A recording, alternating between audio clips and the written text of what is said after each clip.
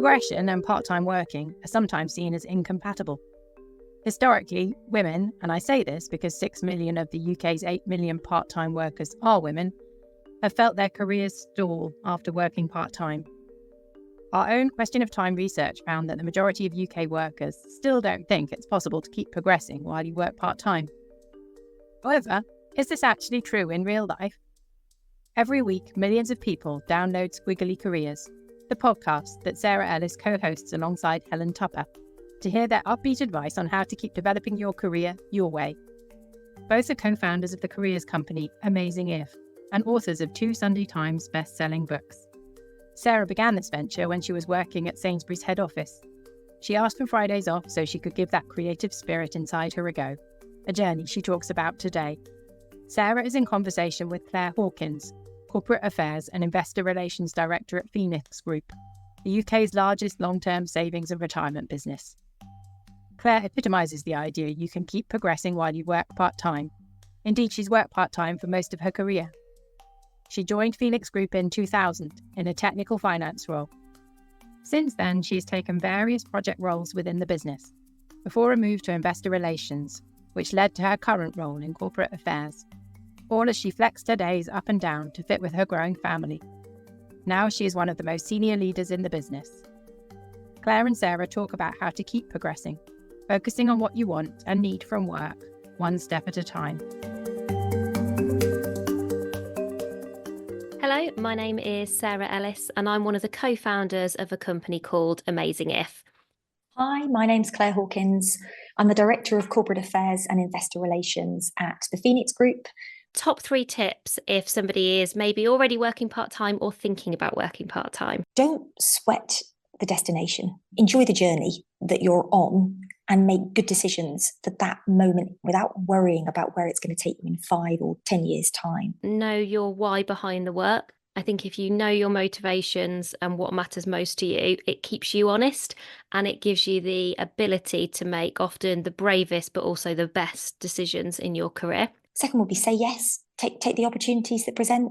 They could be small things. They could just be to give a presentation at a meeting. They could be to do a bit of research on something that is outside your comfort zone. But say yes. See your career as a series of experiments where you don't sort of succeed or fail in a binary way, but that you're always learning. So even if you do work part-time and it doesn't work out the first time, what can you learn? What would you do differently next time? Believe in what you can bring to work. Don't suffer with imposter syndrome, as we all tend to do, but give it a go. So back yourself to be brilliant.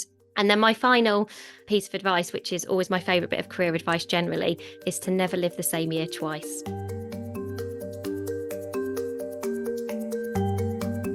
I decided that I wanted to become a part-time worker when I was coming back from maternity leave with my first child.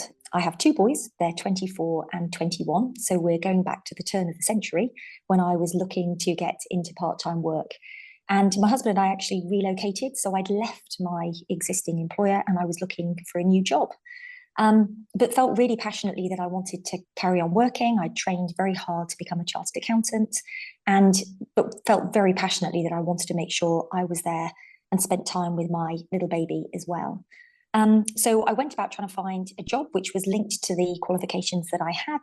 And whilst there was a company, which is now called Phoenix, recruiting in my local area, really struggled to get past the recruitment consultant who told me I had brilliant skills, but I would never get a part-time job. Obviously quite depressing to hear that. So my husband took my CV into his boss, who shared it with her boyfriend, who took it into the company that I now work for and gave it to a gentleman who asked me in for a chat and said, I've got no idea what we'll get you to do because we've never had anybody work part-time in finance before, but why don't you start and we'll see if we can work it out. And that was 24 years ago. And that's the last time I formally applied for a job in the Phoenix organisation. I've had a very varied career, moving from being somebody who worked in finance to working on some big regulatory change projects through to somebody who was leading investor relations and then latterly was asked to set up the function called Corporate Affairs and Investor Relations in the organisation. And Spent 17 years of those 24 years working part-time, and have also been a home worker actually for the last 12 years in that period of time as well. I first decided to work part-time for very different reasons to Claire, and probably less meaningful reasons, less important reasons than being a mum, which I am now, but I wasn't then. And actually it was very unusual to work part-time, as Claire was saying, generally, but even more unusual to not have any caring responsibilities, which I didn't. I wanted to work part-time so that I had a day a week to do something different. I had always worked in large FTSE 100 companies, and I wanted some space to create, to play, to be outside of some of the boundaries and the structures that actually I really enjoyed day to day, but I wanted to experiment a little bit more. I just got a real interest in career development and learning, and had a few ideas about what that might look like, did some volunteering, and just often found with the full-on demands of my day-to-day. So I was head of corporate responsibility at the time, and then I moved into being head of marketing strategy, that I couldn't really just fit that in around the edges. I just felt like I wanted this clear window. And so I put in that request to work part-time. I wanted to work a 4-day week at Sainsbury's and 1 day of doing my own thing. And I was so nervous about doing it. I created, and it's really embarrassing to say this now, about, I think it must have been a 15 to 20 page PowerPoint document that described why this was like a good idea, the business case for me working a 4-day week. And I got such a brilliant boss that I don't think I ever got past page 1 before she said, I completely understand. I can see how this will be a benefit to you and a benefit to us. And everyone will be better because of it. And then we figured out practically how to make that happen. And I will be forever grateful for her sponsorship and support, because when I look back on it, it was a really brave thing for both her to support and sponsor, and me to make happen. So that's how my part-time journey started. So Claire, you mentioned there that they weren't sure kind of what to do with you. They knew they wanted you, but they weren't sure what for. How did you go about the process of sort of finding that fit of, it sounds like you had to shape and craft and create that for yourself, or in partnership with that boss? How did that work? I think to some extent, when you work maybe a non-standard work pattern, you're always shaping and thinking about what that role is going to be, thinking about what you take on, what you can take on, what works for you at that particular point in time. And as I said, I've worked all sorts of different part-time working patterns along the way. And so what I've been able to contribute to the organisation has been really different at different parts of my journey in terms of getting that work-life balance right. What's at its core, though, is the key skills that you bring to an organisation. They might be your professional capabilities, they might be your interpersonal skills, they might be your ability to network and get stuff done. I have to say, I started off in roles which were probably quite technical in nature. Rather than running a process, I was asked to look at some of the harder, more crunchy things, and that felt like it fitted more easily into a part-time role, so something that sat maybe a little to the side of the day in, day out, 5 days a week sort of process. And that worked really well. I've also seen it pivot completely the other way around, and actually found that if you're the person setting the timelines for the process yourself, you have much more opportunity to build in the flex that you need to manage your part-time working hours and patterns. So it's very much been a test and learn exercise, but for that you need two people to be willing. And I have been very, very fortunate that I've had great people that I've worked with and for in the organisation over many years, who've been very much focused on the outcomes rather than the presenteeism that is sometimes a barrier to people working part-time. So that was my journey, Sarah, but how about yours? We started in a very different place to each other. It sounds like you also had an amazing boss and an idea in your 15 to 20 page presentation as to how you might make part-time work. But how different was the reality from the theory that you'd set out in that PowerPoint?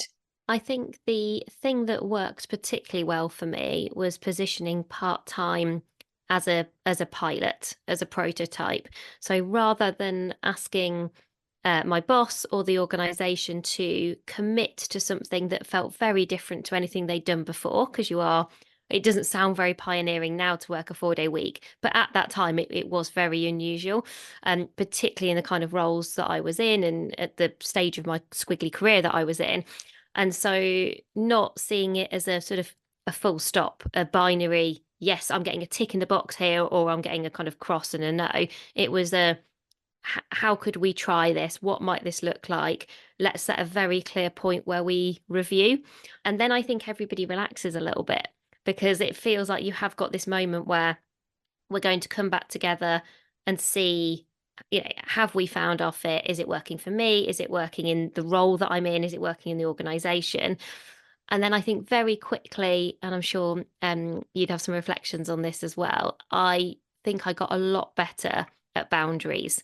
So in lots of ways, I didn't have a forcing function for boundaries, because I hadn't got, like now I've got a 7-year-old, but at that point I got no one that I was accountable for. And so it was really just me taking this one day.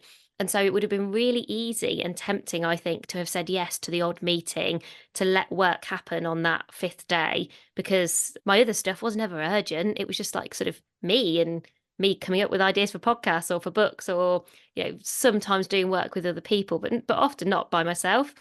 And so I feel like I had to sort of have one day that was protected. I did it in a very kind of clear way around, I just took a 20% pay cut. I think that also really helped me with my mindset, because I was like, oh, but I don't get paid for this day. And 20% is quite a lot, right? It's quite a lot of cash. And so it felt like it was a very intentional and conscious choice for me. And I know lots of people who do, and I know you've worked in lots of different working patterns, you do condensed hours, and pay works very differently. I think because I sort of did it in this very straightforward way, where it was very clear, it really helped me with boundaries, really helped me with prioritizing. And I think your point about, I often say, involve, don't solve, when it comes to kind of part-time or just any kind of flexible working. It's very rare now that we are solo workers, that we can achieve what we need to get done by ourselves. And so if you don't protect and signal those boundaries to other people, they can't help you. And I think that's what I learned from that ridiculously long PowerPoint presentation. Actually, if I'd have just involved my manager a bit sooner and had an informal conversation, I would have saved myself some slides and some time. But also from that point onwards, just involving people meant you could prototype quicker, you can get fast feedback. And then actually, I believe that people can make it work. So if you can sort of get a yes, let's try it out, then the vast majority of people that I've come across who do work in a different way to kind of the typical week are brilliant at finding a way to make it possible. Everybody in Amazing If, our organisation now, everybody works part-time. Actually, apart from me and my founder now, and we both work, I don't know what you'd even describe what it's like when you're working in your own company. Everyone has loads of accountability and ownership, and everyone just makes it work. That point you're describing, Sarah, about that change in it being a pilot, that's quite a brave thing to do. I'd certainly felt for a lot of my career, I was a bit different. I was a bit non-conformist. I was definitely a bit of a square peg in a round hole, and needing to stay flexible, needing to change was something that was really important for me to make flexible working, part-time working a success. But that doesn't mean that wasn't hard and that wasn't difficult. At particular times, I felt I had to have an awful lot of inner energy to carry on being a bit different to everybody else. That brings great resilience to you from a professional perspective. And that's another skill that actually you develop, an unexpected skill that you develop. But it definitely meant, if people said, how about a meeting on a Friday? It said, well, would I ask you to have a meeting on a Saturday? Because I'm not being paid to work on a Friday. And so flexibility has been really important to me through work, but rigidity around the hours when I needed to be on a school run or taking to a football club or whatever it was that I was prioritizing for my family at that time was really important. And I think the discipline that it brought was probably forcing me to filter out the bottom 20% of things which weren't as important. So if I'm working 80% of the time, focus your time on doing 80% of the things that add 80% of the value, and be ruthless in your prioritization so that you can survive through that and add real value to the organization. And I think that's what working people, part-time people do brilliantly. So it's interesting to reflect on perhaps some of the skills that really help people to succeed when they are working part-time. And I know sometimes they get described as soft skills. I never love soft, Claire. You'll have to tell me in a second what you think of that word. But it feels like sometimes the words we use can get in our way. I often think of these skills as our transferable talents, because these are often skills where actually you could do about 5 different jobs in an organization and they would always be useful. One of the things that I have noticed that really kind of help people to do these jobs really well is getting a lot of clarity on what they need to achieve. So you've mentioned the word outcomes a few times. And I think that is a skill, having kind of clarity and then the confidence to follow through on that clarity. So asking those really important questions, what's most important now? I always really like that question. It comes from a lady called Liz Wiseman, who looked at high impact players across organizations. And one of the things that she found, she's a really interesting researcher, is people who have kind of make the most difference. They're always really good at asking that question. What matters most now? What's most important now? So one of the skills that really springs to mind for me is questioning, is that critical thinking. So it's not just being on autopilot, but I see the people who are really succeeding working part-time, they bring a lot of questioning, a lot of critical thinking, and they're kind of the opposite of autopilot. They're always kind of looking for those opportunities to say, how about we do this differently? Or what about doing this in a new way that's perhaps more efficient, that's going to save us time, because they appreciate the value of that. I mean, I really agree with you, Sarah. It's interesting. I feel like I've worked as a part-time employee in an organisation where most people weren't part-time. That idea of being a bit different, being a bit separate to others, not being in the office 5 days a week, and that naturally leads you to have to question things in a different way. It actually gives you some comfort. One of the things I found really beneficial about part-time work was the fact that I did get separation from the organisation. I was a little bit removed at times from it, which gave me much better perspective coming in. So that natural, energy to want to question something, firstly because you feel probably less wedded and bought into it, not bought in, but less wedded to it in the first place, but also because you have to. So I strongly agree with you. I think what I learned as I was moving through the organization, progressing through the organization, was the increasing importance of how I did things rather than what. I think it goes very much to your comment, Sarah, about you could do 5 or 6 different jobs within the organization with those transferable skills, because the what becomes a lot less important, because the how is what's going to carry you through. And I definitely really learned the importance of strong, mutually beneficial relationships as a part-time worker. I couldn't rely on necessarily seeing that person 5 days a week, because it would only be 3. I really needed to make sure that I understand what they wanted from a professional relationship, and I was able to give it to them, and vice versa. And influence became much more important to me to develop as a skill as well as a result of that. So I got the opportunity to practice skills which I hadn't necessarily needed before, and became much more rounded actually as a professional, as a leader.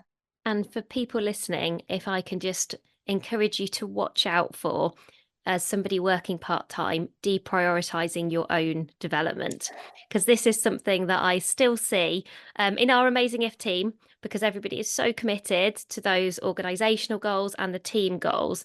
And so we have had to work particularly hard to create the sort of time and space for people to invest in themselves, because you think, okay, having a conversation with Claire, who's one of my influential internal stakeholders, okay, well, I'm always going to make that happen. But perhaps making time to also be a mentor or be a mentee, we go, oh, that sort of feels a bit nice to have. Or, oh, okay, there's a really interesting event that I could go to. Oh, but that feels like a real luxury because I've got less hours in my week. Now, in Amazing If, we have learning days that we don't have very many must-dos, but we sort of do very, very kind of strongly nudge people to say, we would really like you to take these. And the reason that we have those learning days is really just to create that freedom and to say to everybody, at least once a quarter, we want you to be taking a day that is just for you and your learning. And people can choose to learn whatever they want. So our business support manager is going to learn to DJ this year. So, she's gone very left field in what she wants to learn. And then, somebody else in our team has done a leadership course. So wherever people want to go, we're very supportive of that. But the reason for that is, we are a learning organisation. So it's really important that we are role modelling that and making space and time. And I think I would just encourage everybody to also make sure that you zoom out on your own career and you think a little bit about, the direction you're going. It's a difficult tension to resolve, but know that you'll be better because of it.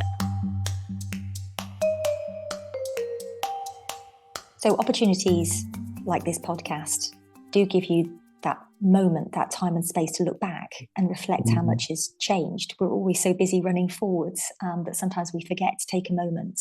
And I'd be really interested in your thoughts, Sarah, on how much you've seen change in the world of work. Certainly from my perspective, I've been in financial services for the last 25 years now. And not only did I join a sector where part-time was pretty much unheard of, certainly in finance, and home working was just an anathema, something that could never have been conceived.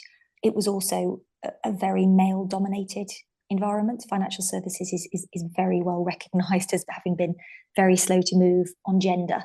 And that's before you look at other diversity characteristics like ethnicity or social backgrounds. So I feel like I've seen an awful lot of change in a financial services sector. Probably I've seen that accelerate really quite quickly over the last 5 or so years.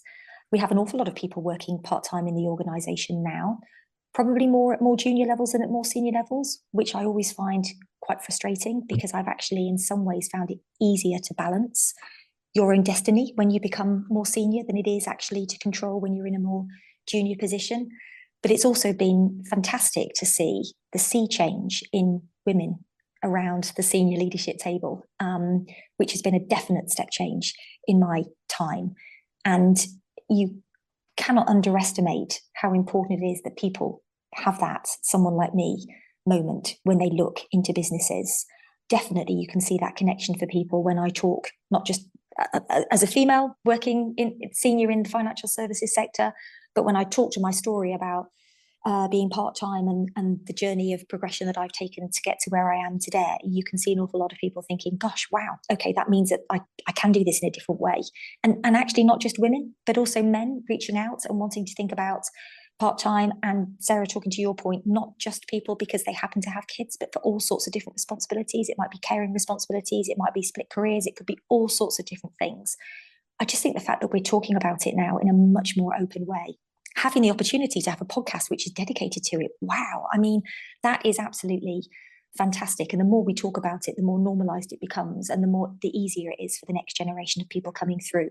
I think the key reflection for me is that career journeys now are just becoming so much more personalized, and that's a really good thing from our perspective, because we always say kind of in a squiggly career there's no such thing as sort of a one size fits all model. We want you to feel like you're sort of drawing your own squiggle rather than we're all sort of trying to do the same squiggle. And the thing that I find reassuring and motivating is just all of the different models of working that I now see. So whether that is things like the rise of number of co-CEOs, I'm very glad that I'm part of a co-founding kind of team with me and my partner Helen, and we definitely couldn't do it without each other. And that's becoming more and more popular. I think some of the changes in policy make a really big difference. So with flexible working policy changing, the role modeling point really matters. The more we hear those examples and the stories of, oh, here's a slightly different way of working. Oh, Sarah worked part-time and she didn't happen to have kids at the time. What does it say about her kids that she now works full-time and she has now got one? I'll leave you to make your own mind up about how bad a baby he was. But, my work is also very different now. I have a lot more choice and a lot more freedom and flexibility because I've created my own job and created my own company. Very different to when you're working in a footsie. What I just really want to see is people feeling like that they can sort of work in a way that works for them. Because when I think people do, that's how they do their best work. And then that's how organisations get all of the value that they want from those individuals. Essentially, what we just end up with is a more inclusive workforce that works for everyone. I don't think the work is done or is finished. I don't think we can say, oh, brilliant, we can sort of all move on now because everyone just sort of works how they want to work. I think it is a lot better than it was, and I think we have made really good progress. And then I think we just need to kind of keep pushing for those stories, for those examples, for that senior sponsorship. I have seen it can work everywhere. Sometimes you hear those excuses, that might work over in that industry, but it wouldn't work here. The more I've read, the more I've realised that when people want to make it work, it does work. I mean, I guess key difference now is the fact that everybody has the right to request flexible working. But actually what that comes down to, though, is still a desire between two people to make it work in that particular situation. This still does come down to great individuals being good managers and looking how to get the best out of their working relationships and working situations at any point in time. And that's the bit where I think the stories really help. It still can be hard to think through how you're going to make a particular job, which has historically been done on a full-time basis, work part-time. It's possible, but it requires you to think about it, to pilot it exactly where you started off, Sarah, and think through how you can make that work, what's really important about it, ask those questions and work out what isn't and how you can change it. Because, if we're all working for businesses that are trying to meet their customers' needs are diverse. Customers are diverse. That's the point, isn't it? So I do think that we make not just better working environments, but better businesses if we actually reflect the reality of people's lives and what they want to juggle. And the fact that they change, what you want from work or what you can give to work in your 20s is different to your 30s, 40s, 50s, 60s, 70s. And so it should be. And it's great if we now have the ability to have those conversations, force those conversations, and make sure that it isn't just one size fits all. Sarah and Claire have given us some really good tips, taken from their long experience of working flexibly and part-time. Their stories demonstrate their resilience, their willingness to push for what they want, and the benefits to them for having done that. I really liked some of the practical tips they shared for thriving as a part-time worker. Firstly, using ruthless prioritisation to filter out the bottom 20% of work that isn't immediately important. Seeing your career as a series of small moments and not worrying too much about where it's taking you long-term. Backing yourself and not neglecting your own development because you are part-time. Sarah's suggestion about setting up a new part-time arrangement as a trial is a great one. We know it's persuaded many managers to try something they weren't sure about. If you're the first to do your job part-time, setting it up as a 3-month trial with the opportunity to review how it's going might win over a sceptical manager. The other tip I'd echo is that of finding your supporters, whether within your organisation or outside. Who is going to champion you? Who is going to challenge you to give your best and present you interesting opportunities? Nurture these relationships and recognise their value. And don't forget, it's unusual now to have a linear career. Everyone's journey is unique. Embrace yours, one moment at a time.